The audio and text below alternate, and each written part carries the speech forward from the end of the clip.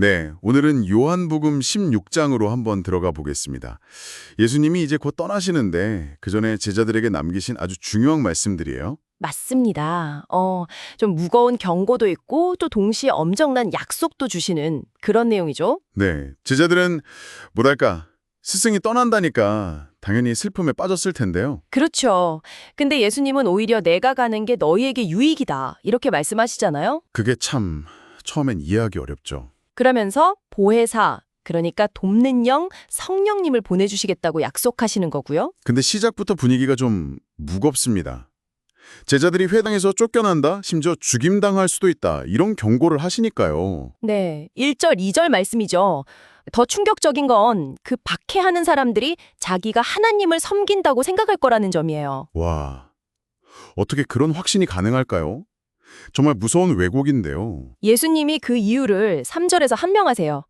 그들이 아버지와 또 예수님 자신을 제대로 알지 못하기 때문이다. 아, 모른다는 게 그냥 지식의 문제가 아니군요. 네, 그렇죠. 하나님과의 인격적인 관계가 없다는 뜻이에요, 사실은.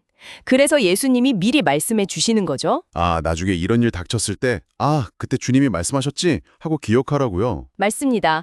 흔들리지 않도록 미리 대비시켜 주시는 세심함이죠. 4절에요. 제자들은 근데 당장 예수님이 떠나신다는 그 말 때문에 근심이 가득한데 6절, 예수님은 떠나는 게 유익이라고 하시니 7절, 참, 어떻게 받아들여야 할까요? 그 핵심이 바로 보혜사, 성령님이신 거죠. 아, 성령님 때문에 유익하다. 네, 예수님이 육신으로는 떠나시지만 성령님을 통해서는 모든 믿는 사람들과 영적으로 더 깊이 함께 하실 수 있게 되는 거거든요. 그렇군요. 그리고 그 성령님이 오시면 세상을 책망하실 거라고 해요. 8절에요. 세상의 잘못된 기준들을 바로 잡으신다는 거죠. 죄, 의, 심판, 이 세 가지에 대해서요? 맞아요. 세상에 생각하는 죄가 아니라 근본적으로 예수님을 믿지 않는 것이 죄라고 밝히시고 9절. 아, 또 세상의 기준이 아닌 예수님이 아버지께로 가심으로써 그분의 의로우심이 증명된다는 걸 알게 하시고 10절. 네.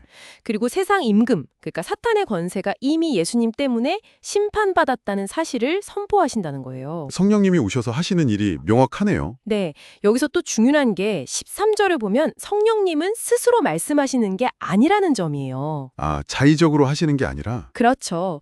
오직 들은 것, 즉 예수님께로부터 받은 진리만을 전하고 또 장래일도 알려주신다는 거죠.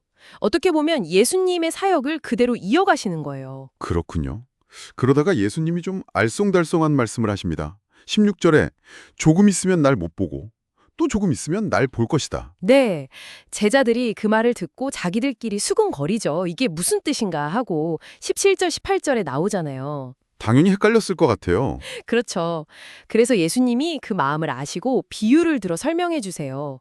해산하는 여인의 비유요. 21절. 아, 해산의 고통과 기쁨. 네, 지금 너희가 겪는 근심은 해산의 고통 같지만 아기를 낳으면 그 기쁨 때문에 고통을 잊는 것처럼 너희도 나를 다시 보게 되면 즉 부활과 성령 강림을 통해 누구도 빼앗을 수 없는 기쁨을 얻게 될 거다. 이런 약속이죠. 20절, 22절. 잠깐의 슬픔 뒤에 올 영원한 기쁨이군요. 그 누구도 빼앗을 수 없는 기쁨. 맞아요. 그게 핵심이에요. 일시적인 감정이 아니라 영원한 기쁨. 와, 그리고 그 기쁨은 또 새로운 차원의 기도로 이어진다고 말씀하세요. 기도요? 어떻게 달라지나요? 이전까지는 제자들이 예수님께 직접 구했잖아요. 네. 근데 이제는 예수님의 이름으로 아버지 하나님께 직접 구할 수 있게 된다는 거예요. 23에서 24절. 아, 관계가 달라지는 거군요. 네, 그렇게 구할 때 받게 되고 그래서 기쁨이 충만해질 거라고 약속하시는 거죠. 네, 제자들이 이 설명을 듣고는 이제야 밝게 알겠다, 믿겠다 이렇게 고백하는데요. 29절, 30절. 네, 그런데 예수님은 이미 다 아시는 거죠. 그들의 믿음이 아직 연약해서 곧 닥칠 환란 앞에서 뿔뿔이 흩어질 거라는 것을요. 아, 그럼에도 불구하고 절망적인 말씀 대신에요. 네, 오히려 아주 강력한 위로와 선언으로 이 대화를 마무리하십니다. 33절 말씀. 세상에서는 너희가 환난을 당하나 담대하라. 내가 세상을 이기었노라. 정말 유명한 구절이죠. 이 마지막 말씀이 우리에게 주는 의미는 뭘까요? 환란이 있을 거라고 하시면서 동시에 담대하라고 하시니 이게 그냥 뭐랄까 현실을 외면하는 긍정적인 말이 아니에요. 분명히 환란이 있다고 인정하시거든요. 네, 그렇죠. 그럼에도 담대할 수 있는 근거, 그 이유를 제시하시는 건데 그게 바로 내가 이미 세상을 이겼다는 사실 때문이라는 거죠. 아, 예수님의 승리가 근거군요. 네.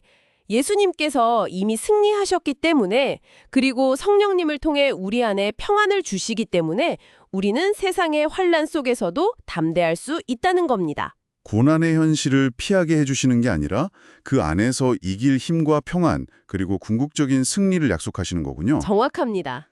오늘 이 말씀을 듣는 여러분의 삶에도 어려움이 있을 수 있겠죠.